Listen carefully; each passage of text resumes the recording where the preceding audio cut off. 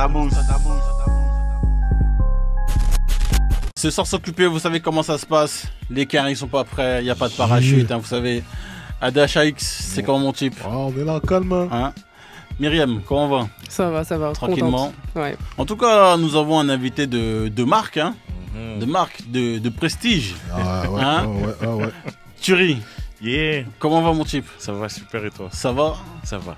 Une première dans le sac neuf? Non. Non? Non, mais j'aime bien ici. On ment pas. On ment pas. Le public est archi chaud, donc à chaque fois c'est un plaisir. Ah oui, c'est ça. Hein. On reste vrai dans le sac neuf. Hein. On reste vrai. Donc, Thierry, en d'autres mots, donc explique-nous ton parcours, ton enfance, comment t'as grandi. Alors moi je suis un bébé de Boulby, je suis un enfant de Boulogne, Boulby, ouais, de Boulogne-Billancourt. 9-2. Une des pépinières du Peura. Et voilà, j'ai vécu aussi un petit peu au Cameroun quelques années, puis je suis très vite revenu sur Boulogne. Donc ma vie ça a été entre Boulogne et le Camer. Ok. T'es Camerounais. Hein. Ouais. Hein, de quel côté de Douala? Les deux. Les deux, hein. J'ai de la chance, j'ai Douala, Yaoundé, j'ai les deux. Ok. Douala, Yaoundé, tu connais un peu. Ouais, on tape les gens pour vivre. Ouais. Donc, et la musique, ouais. Comment ça t'a piqué Je dirais ça vient de la maman en fait. Ça vient de ma mère qui m'a fait écouter de la très bonne musique. Il y avait de la musique très variée à la maison. Il y avait du jazz, il y avait du hip-hop, il y avait du R&B, de la soul, il y avait de la variété française. Donc voilà, de base j'avais un bon coup de crayon. Et voilà, les parents savent pas trop bien ce que tu peux faire avec ça, donc on t'écarte un peu de ce premier rêve. Et du coup, moi, le deuxième rêve, ça a été la musique. Et là, ils se disent, ah non, on aurait dû finalement garder le truc près du coup de crayon, tu vois. Et puis finalement, voilà, j'ai fait de la musique, mais en réalité, tout vient de ma mère. Ok. À partir de quel moment tu as commencé à prendre vraiment la musique au sérieux? Pour dire que non, là, il y a vraiment quelque chose à faire. Écoute, ça a été sérieux comme une crise cardiaque à partir du moment où je cherchais une certaine forme de liberté, d'émancipation, parce que je viens aussi du social. J'ai beaucoup travaillé dans le social. Ok. Et puis, c'est quand tu n'as plus l'énergie de faire ce truc-là, tu reviens forcément vers l'essence, vers tes bases. Et moi, ça a été ça. Ok. En tout cas, le projet est sorti en 2021. Ouais. Donc, jusqu'ici, quels sont un peu les retours que tu as eus? Côté positif et le côté un peu négatif. Écoute, je me sens vraiment béni. God did, comme dit DJ Khaled. C'est incroyable en fait ce qui s'est passé. Les gens, j'aime pas forcément cette expression, mais j'aimerais te parler d'un. En tout cas pour moi, c'est un succès d'estime. Tu vois, les gens ont bien reçu le truc, alors que moi, ma plus grosse peur, c'était vas-y, là, je vais raconter ma vie. Ça se trouve, les gens s'en tapent complètement. C'est vraiment ton interview. Voilà. C'est vraiment le but. Tu vois, tu comprends. Donc là, vous m'avez ketchup, vous m'avez bloqué. Là, je suis obligé de vous parler en vrai. Je suis trop content. En fait, je suis trop content des retours qu'il y a eu sur ce truc et ce projet vit encore. La preuve, je suis devant vous. C'est ça. Hein. Myriam, donc comment t'as accroché le projet? Quel projet, putain. Merci. Non, merci. Vraiment, faut que je le dise. Quand j'aime bien un truc, souvent j'oublie, je passe des trucs. Alors, avant de commencer, je voulais dire que en fait, il y a un truc pour nous, et c'est même pas genre complaisant, c'est juste que on écoute beaucoup de projets. Et souvent, très souvent, on écoute une de musique et on comprend très bien où ça va. Ok. Et c'est pas pour... Mais c'est la vérité, tu peux confirmer s'il te plaît? Comme ça, je me sens pas trop arrogante. Je te laisse glisser. Non, mais c'est vrai, tu vois. On comprend très vite la direction artistique et tout. Okay. Et en fait, la sensation que ça m'a faite, je vais faire 2 comparaisons. Quand j'ai écouté ton projet, c'est à chaque musique que j'écoutais, c'est comme si je voulais me relever de ma chaise et qu'on me rasseyait. Genre, non, t'as pas encore compris. Attends 2 secondes. Ça, et aussi d'être dans un manège les yeux bandés. C'est-à-dire que je savais pas quand est-ce que ça allait partir, au point où je te faisais même plus confiance. Excuse-moi, j'ai une très mauvaise mémoire, mais il y a une musique sur la mer. Enfin, c'est... Sublime. Sublime. Ok. C'est une musique très belle et tout, mais j'attendais juste le moment où t'allais tuer ma mère, en fait. Enfin, tu dis qu'elle est merveilleuse et tout, et en fait, je savais pas sur quel pied danser, en fait. Parce que ça commence avec Prêche et Tiroir bleu. En fait, le projet, déjà, c'est un storytelling. Il est drôle, il est deep, alors qu'il s'appelle Gospel Bleu. Tu vas dire, c'est un truc un peu spirituel, clair et tout. Non, pas du tout. Même s'il y a ça,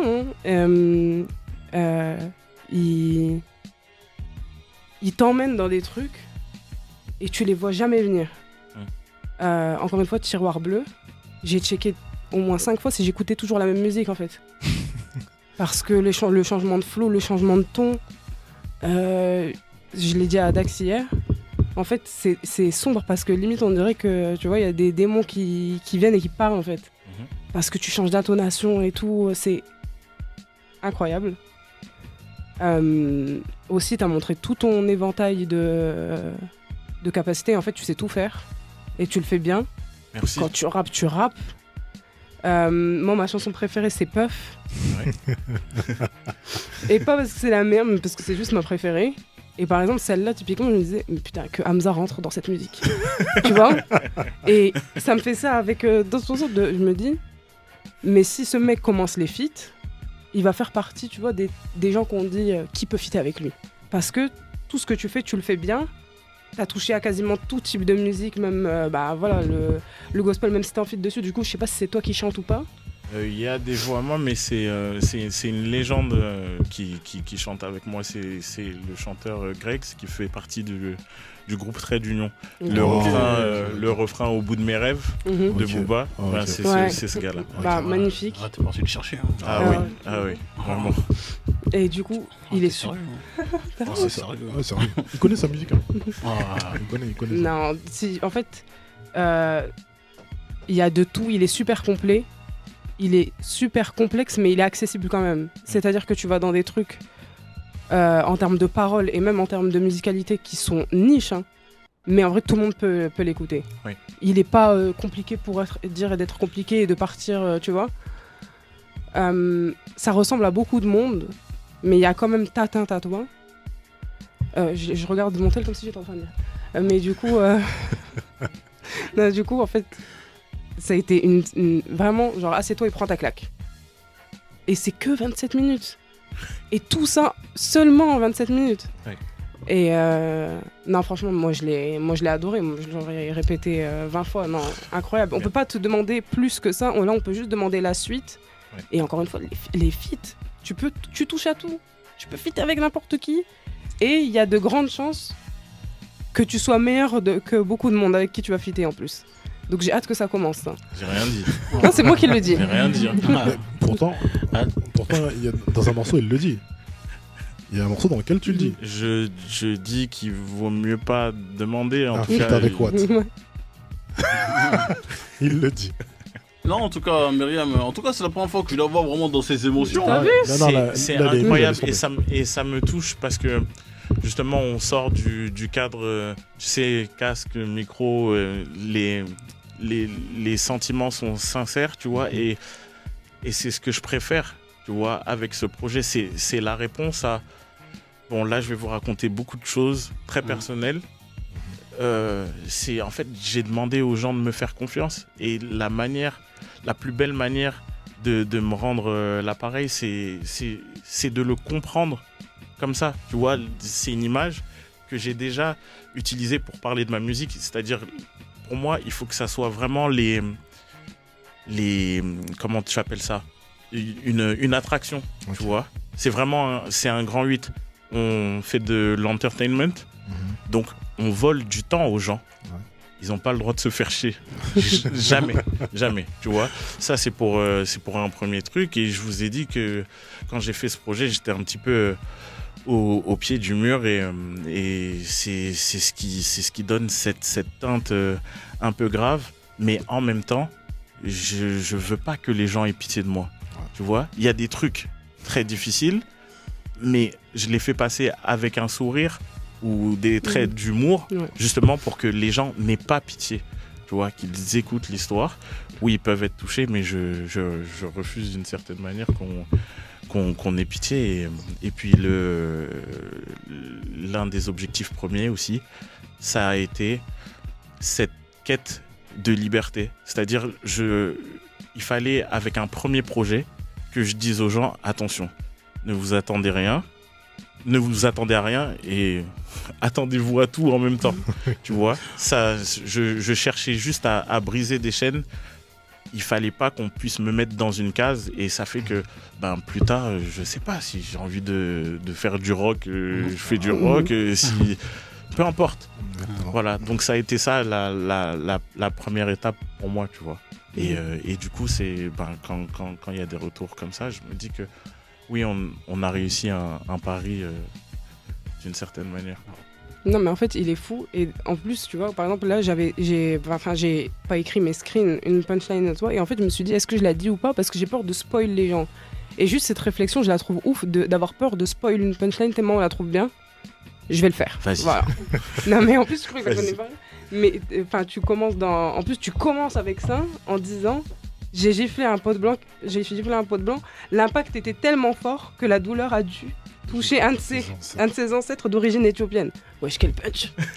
non, mais tu commences un projet avec ça. C'est fou. Et aussi, excuse-moi, juste quand même une grosse mention en Europe, sinon je vais pas le dire. Les clips. Merci. Clips. Steven Norel. Steven Norel. Non, parce qu'avec un contenu, un son comme par exemple Tiroir Bleu, ouais. on voit les images. Et c'est très facile d'être déçu. Exact. Et non, en fait, le clip, il est magnifique. Magnifique. On s'entend. Mais voilà.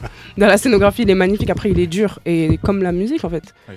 Mais voilà, tes clips, incroyables. Et là, je vais dire qu'une punchline, sinon je vais commencer à toutes les dire et c'est plus marrant. Mais c'est fou quand même. Voilà. Ouais. Écoute, merci d'avoir capté ça.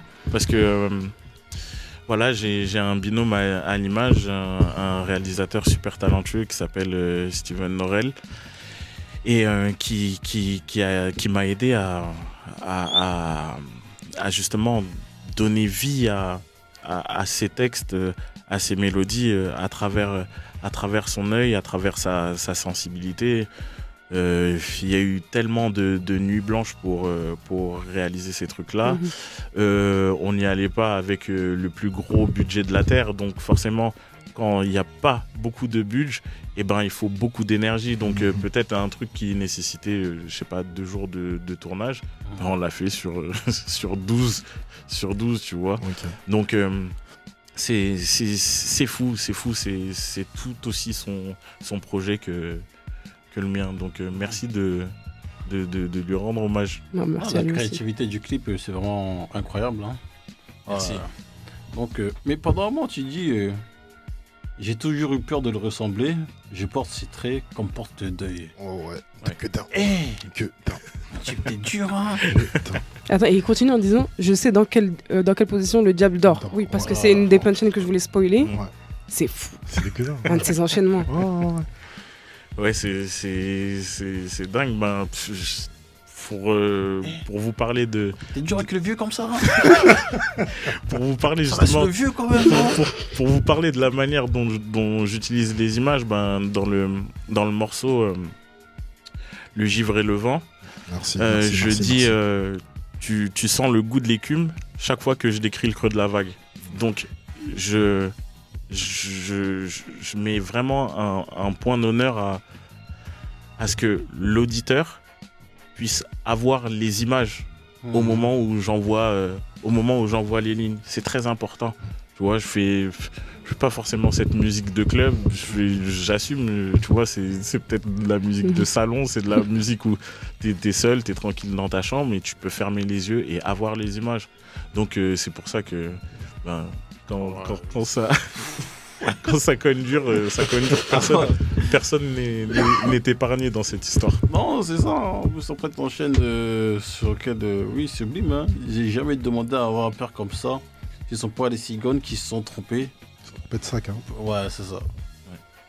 Ouais. Écoute, pour te dire, Sublime, je le fais pas sur scène, carrément. Tellement c'est trop d'émotions. Ouais. C'est difficile. J'ai réussi à dompter tous les morceaux. Tiroir bleu qui est très difficile à interpréter. Ben, au final, on a réussi à le dompter, mais Sublime, je m'y aventure même pas, tu vois. Oh, trop d'émotion. Eh bien. Aïe. ADHX. Ouais.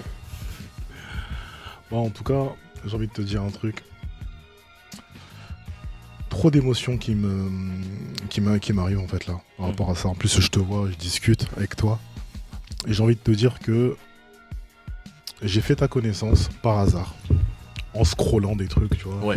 Je suis un mec, il y a beaucoup de musique qui passe.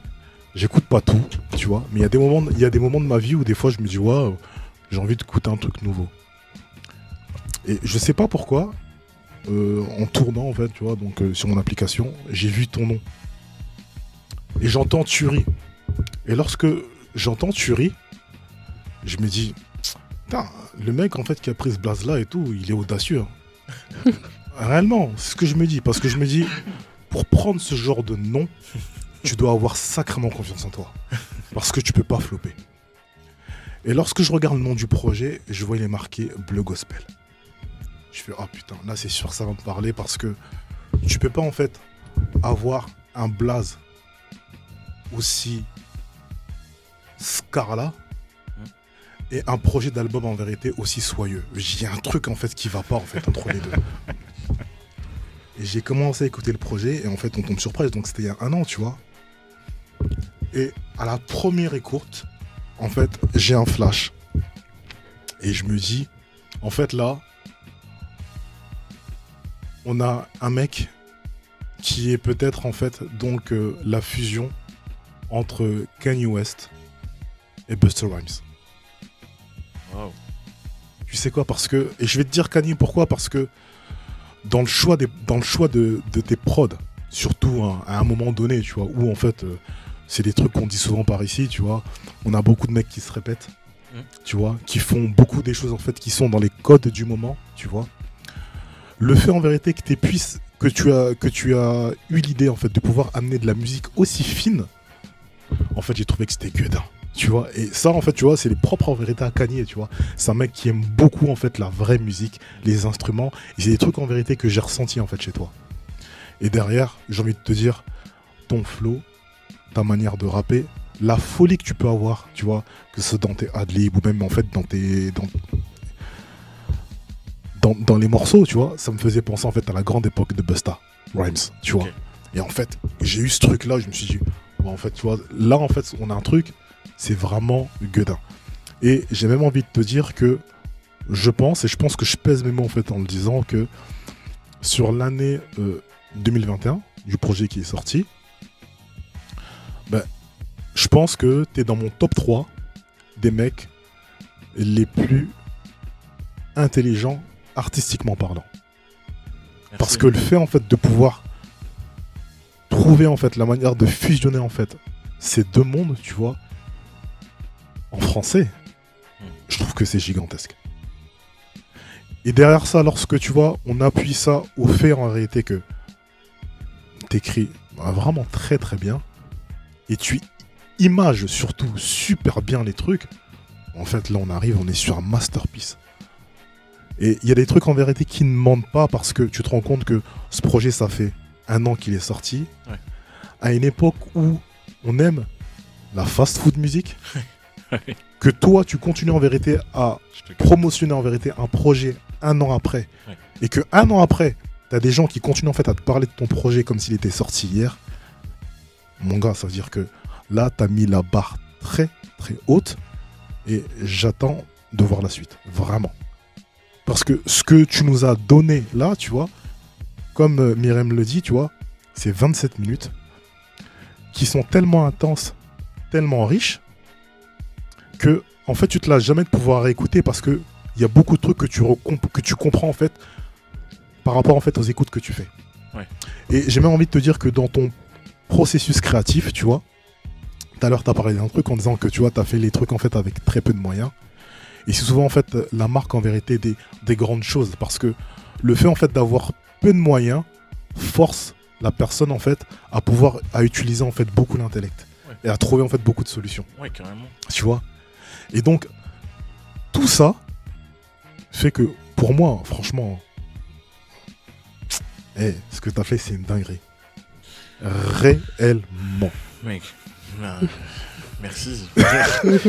Non, vraiment. Et je sais pas si t'as déjà regardé les trucs qu'on fait ici, hein, tu vois. Je pense que tu vas être dans le top en fait des mecs qu'on aura complimenté comme ça. J'ai rarement complimenté une personne comme ça. Bah, franchement, merci. Tout à l'heure, tu parlais d'intelligence artistique. Là, je vais te parler d'un autre truc. Je pense qu'il faut avoir une intelligence émotionnelle, une intelligence sensorielle pour attraper, pour capter les émotions qu'il y a autour de ce projet. Alors juste, je vous remercie d'avoir eu l'intelligence émotionnelle et sensorielle de le recevoir, c'est tout. Non, tu vois. Non, mais c'est gueudin. Et j'ai envie de te dire que tu vois, merci, tu vois, de nous avoir partagé ton histoire. De nous l'avoir partagé de cette manière-là aussi en plus. Ouais. Parce que tu vois, j'ai envie de te dire, on aime les trucs qui sont deep, hein. On aime les trucs qui sont dark, tu vois. Ouais. Et quand tous ces trucs-là en vérité sont adossés à un humour en fait un peu noir, ouais, tu vois, ouais, complètement. Ça rend le truc bizarrement. Hein. C'est une histoire qui est très cruelle, mais c'est tellement racontant en fait que ça en devient beau en fait. Et je te dis ça, et quand je te dis ça, en fait, tu vois, j'ai même envie de te dire que je trouve ça dégueulasse de dire ça, parce qu'en fait, et tout, c'est dur en fait.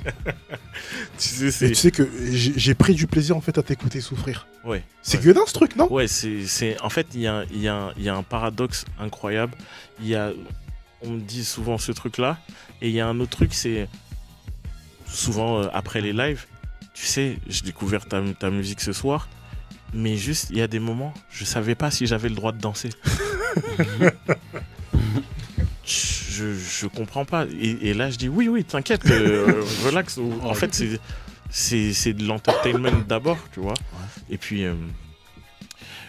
ça y est, c'est notre projet à tous maintenant, tu vois. Non, en tout cas, moi je dis, je sais pas ce qu'on peut rajouter. Non, c'est vraiment gueudin. Je dis en fait, merci. Pour les personnes en fait qui ne connaissent pas, c'est un projet qui est sorti il y a peut-être 1 an, mais c'est un projet que vous pourrez réécouter dans 5 ans et vous reprendrez toujours la même claque. Parce qu'en fait, il y a un moment donné, en fait, où il y a des choses qui sont réelles. Quand c'est réel, c'est peut-être figé dans le moment, mais en fait, ça parle à tout le monde à chaque moment. Et tout à l'heure, je te parlais en fait d'intelligence artistique parce que même la manière dont c'est produit, la musique, quand elle est jouée, elle parle. Et quand elle est jouée, elle ne prend pas de ride. Une guitare qui est jouée en 1950, tu la joues en 2022, c'est toujours la même guitare. C'est vrai. Par contre, lorsque tu plugs quelque chose, tu vois, via tous ces logiciels, tu es capable de dater en fait à quelle période en fait on a fait la musique. Mais lorsque la musique elle est jouée, tu peux pas savoir. Et c'est en ça en fait où vraiment tu vois, où je dis que tu vois ton intelligence en fait artistique et tout, elle a été au top. Et t'es un mec qui a été bien éduqué en fait musicalement parlant en fait, tu vois. Merci. Je sais qui remercier pour ça, tu vois. Et, nous on la remercie. Merci.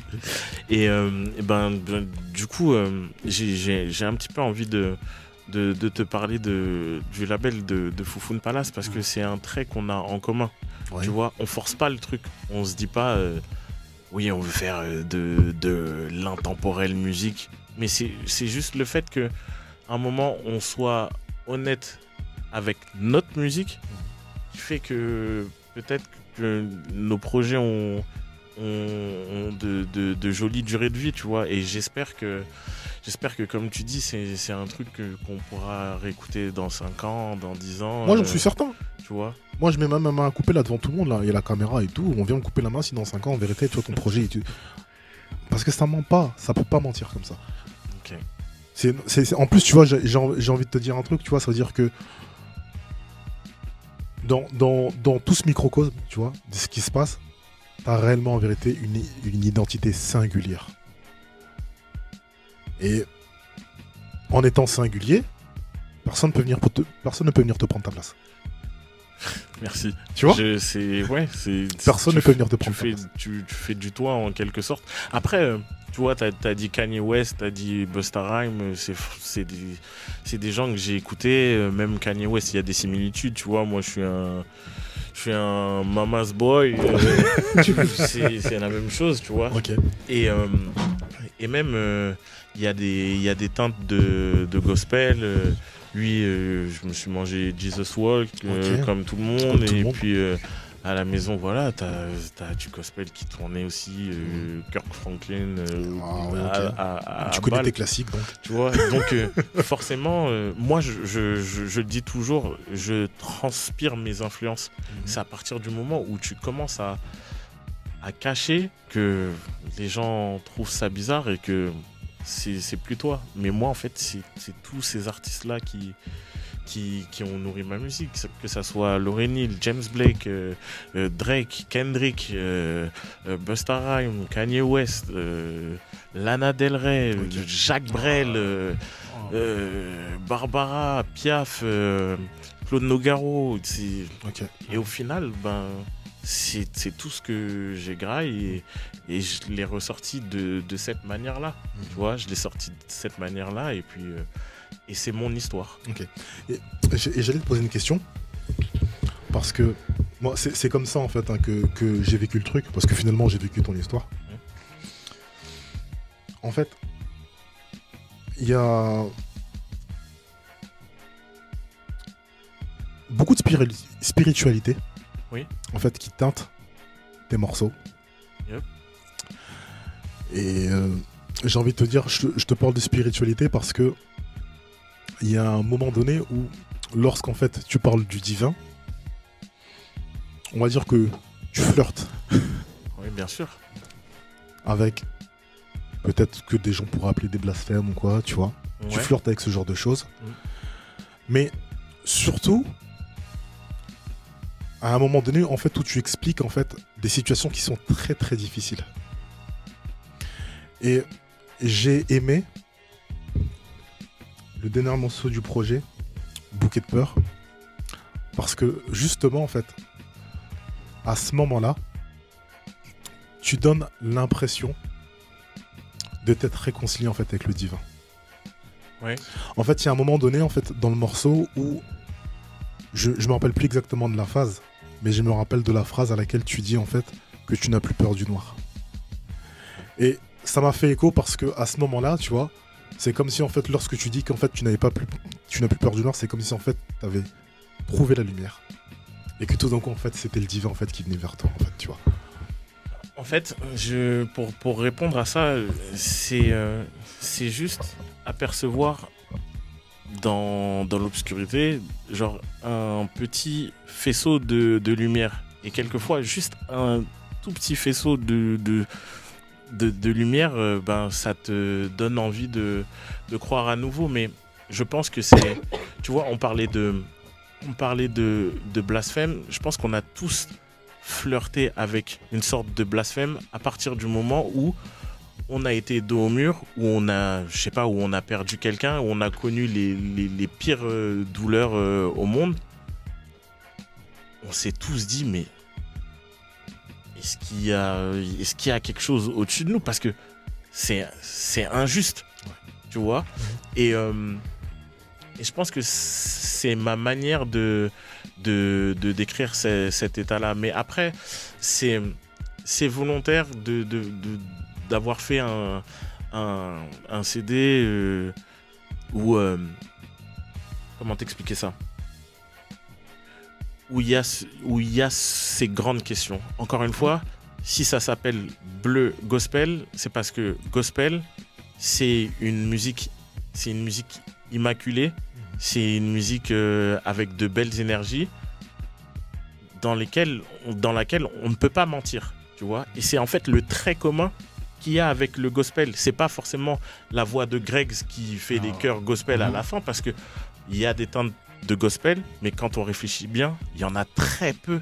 Il y en a très peu. Mais le gospel, c'est justement la comparaison entre mon discours qui va être sans mensonge et cette musique qui est une musique sans mensonge, tu vois. Donc c'est pour ça que j'aime dire que oui, on fait un tour du côté de la spiritualité, pas de la religion. Oui, mais de la spiritualité. C'est pour ça que j'ai dit vraiment. C'est pour ça que oui, tu as bien choisi. C'est pour ça que j'ai dit ça. Tu as très bien choisi. Tu as très bien choisi tes mots. Et puis de toute façon, je n'ai pas fait d'études assez poussées pour genre prétendre faire cette musique. Et puis il y a des gens qui font cette musique très bien et je leur laisse. Je pense à des mecs comme Tito Prince ou Overseas Chance the Rapper. Il y a des Lecrae. Il y a des mecs. C'est vraiment leur spécialité. Moi, je suis très loin de ça, mais je parle de ma vie et forcément. Oui, parce qu'il y a des phases, la phase avec un Oméga. Parce que même en fait au niveau des jeux de mots, c'est-à-dire qu'il y a des jeux de mots et des jeux de sonorité. Et pour les personnes un petit peu initiées, en fait, je dis c'est pour ça que j'ai bien utilisé le terme flirter parce que c'est vraiment très très bien fait. Oui, t'es pas vulgaire dans la manière dans ce que tu dis. Tu vois où est la subtilité. Voilà, tu vois. Et c'est en ça où t'es encore super intelligent, tu vois.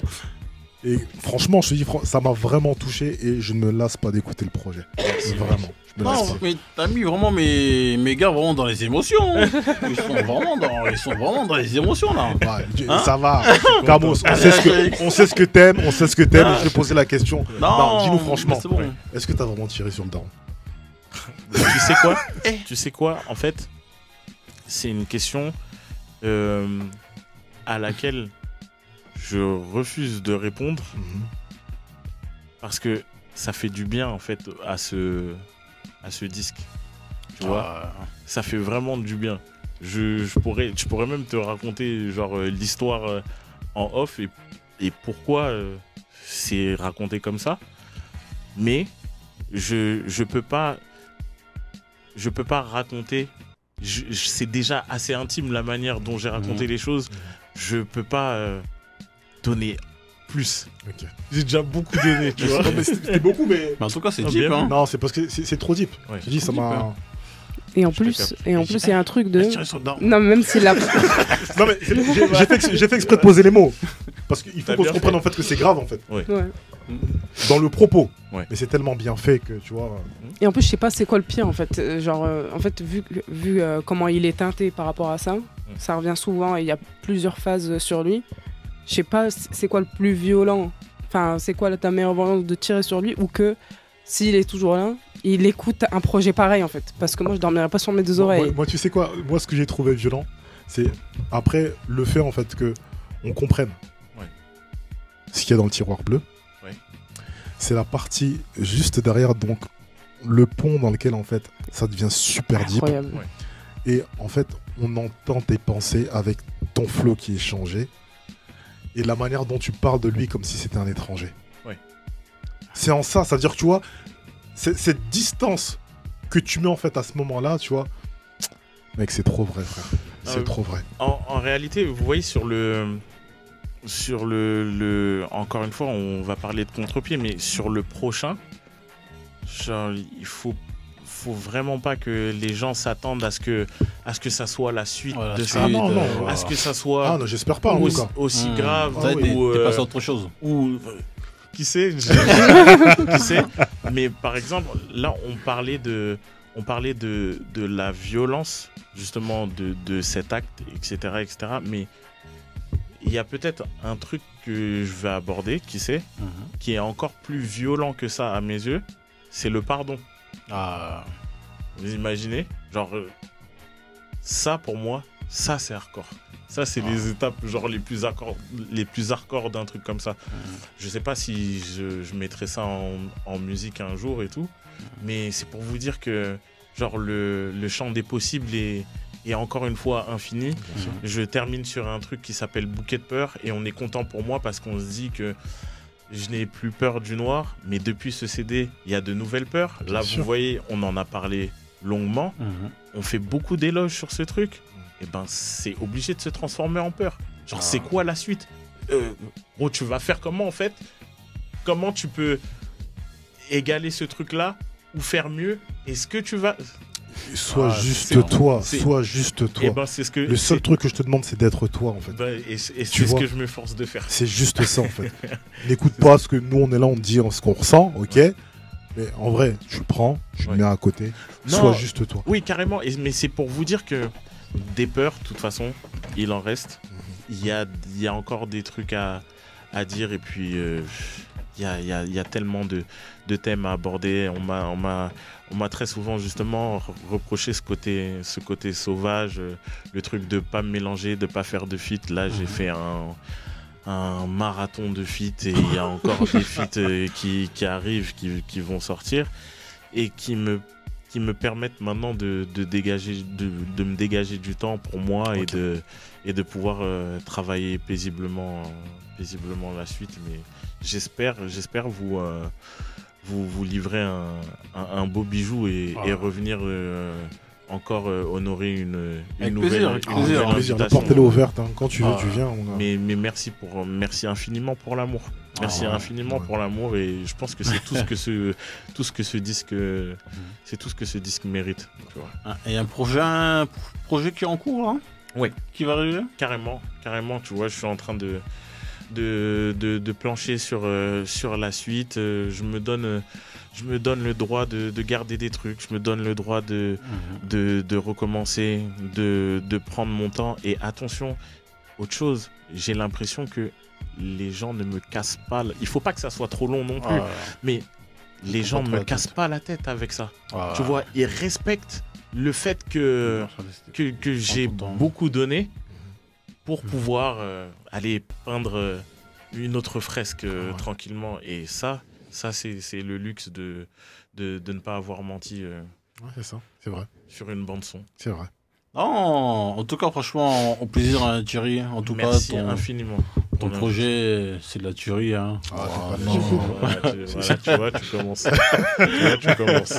Non. Il cherche des points de ghostwriting.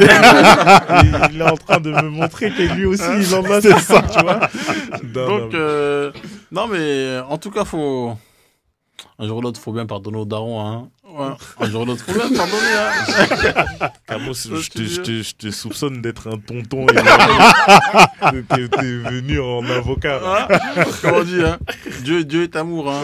Ouais, faut savoir pardonner, c'est important. Tu vois, parce que quand on va disparaître dans cette terre, tu vois, je veux dire, tu sais comment ça se passe. Hein. Et c'est vrai que la vraie vie commence, mon petit. Bien sûr. C'est deep. Bien sûr.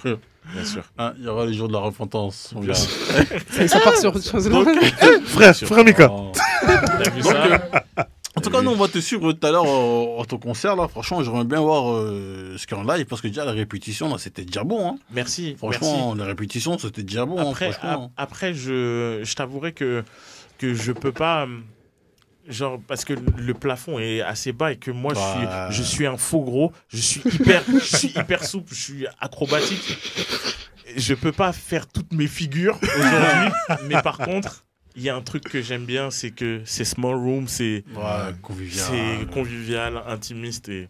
Et ce projet, justement, encore une fois, ça place pour ces ambiances-là. Tu vois. Ça, hein. Genre, à la scène, on peut le porter de différentes manières et je pense que ça va être vraiment nice. Ok.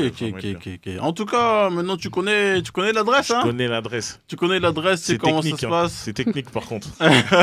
Non, c'est vite fait. On a passé des petits chemins pour. Voilà. Sinon après c'est des bouchons et tout ça. On voulait m'agresser.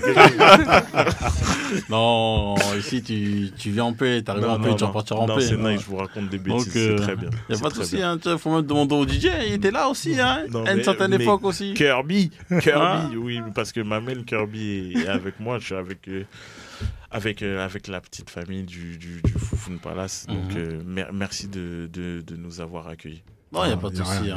Au plaisir, de toute façon, on reste connectés. On va te suivre de loin, comme de près. Pour sûr. Donc, affaire à suivre. Affaire à suivre. Dédicace à toute l'équipe, Foufoune Palace. Mo, Tom, tu sais. Les carrés ne sont pas prêts. Yeah. Camus de Nostradamus.